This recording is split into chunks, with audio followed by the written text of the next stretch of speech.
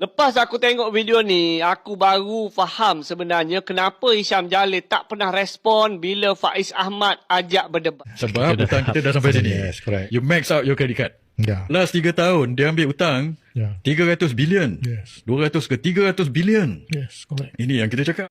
Kau tengok sendiri video tadi macam mana. Bagaimana dia menggunakan satu angka dan dia buat konklusi dan persepsi ikut kepala otak dia. Inilah masalah dia kan. Bila ada rakyat yang tegur, yang buat pendedahan, nanti dia koyak. Tapi masalahnya begitulah. Beza sebenarnya dengan cara Faiz Ahmad bagi penjelasan dekat rakyat. Dengan mengambil input-input daripada data-data. Banyak sumber sebenarnya dia ambil sebelum dia jam kepada konklusi. Apa keadaan yang sedang terjadi sekarang. Tapi bezanya Hisham Jalil, dia pergilah kat mana, itu je lah angka yang dia bawa. Dia duduk bawa angka itu dan dia bermain dengan persepsi yang dia lakar dalam kepala otak dia. Tak tahu betul ke tidak kan? Contoh bila dia kata, Anwar pergi jumpa bank negara, apa tu? Dan yang lebih lawaknya lagi, orang yang buat podcast, duduk dalam ekon ni, dia boleh kata, hutang yang banyak-banyak yang dibuat oleh kerajaan ini langsung tidak memberikan apa manfaat. Tak tahu buat apa.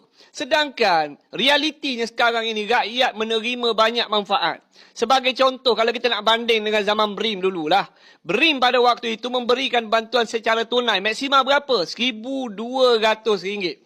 Tapi kerajaan hari ini meneruskan usaha BRIM itu. Nama sekarang ini adalah STR, bantuan secara tunai ni. Tapi kerajaan hari ini tambah lagi satu bantuan. Bernama SARA, bantuan tiap-tiap bulan. Maksima boleh terima sampai RM200. Dan yang terima RM200 ni orang yang tak duduk dalam ekon. Orang yang tak pernah masuk podcast. Tapi mereka menerima manfaat daripada bantuan kerajaan ini. Kadang tu orang tak kantoikan kita. Kita sendiri yang kantoikan diri sendiri sebenarnya. Dengan apa yang kita tuturkan dan apa yang kita cakap. Elok-elok orang tak tahu yang kita ni tak cakna dengan kedudukan rakyat dekat bawah. Elok-elok orang tak tahu kita tak tahu rakyat dekat bawah ini ada bantuan bulanan. Tiba-tiba rakyat tahu. Oh, rupa-rupanya puak-puak ni tak sedar rakyat ni dah ada bantuan bulanan di zaman kerajaan Madani ni. Dan inilah bahananya kalau kita ada orang yang nampak cerdik tetapi menggunakan data itu untuk manipulasi rakyat. Beza dengan orang yang menggunakan kecerdikan untuk memastikan rakyat juga turut faham dengan keadaan semasa. Sepatutnya data yang diambil itu untuk fokus supaya kita ni tahu dan sedar kerajaan hari ini memberikan komitmen untuk mengurangkan hutang baharu negara.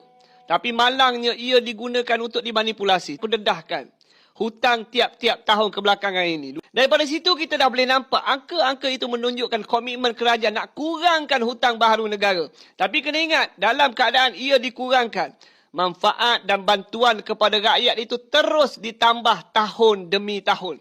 Daripada dulu tak ada bantuan bulanan, akhirnya hari ini ada bantuan bulanan. Daripada dulu hidupnya susah, tapi hari ini Alhamdulillah rakyat dibantu oleh kerajaan.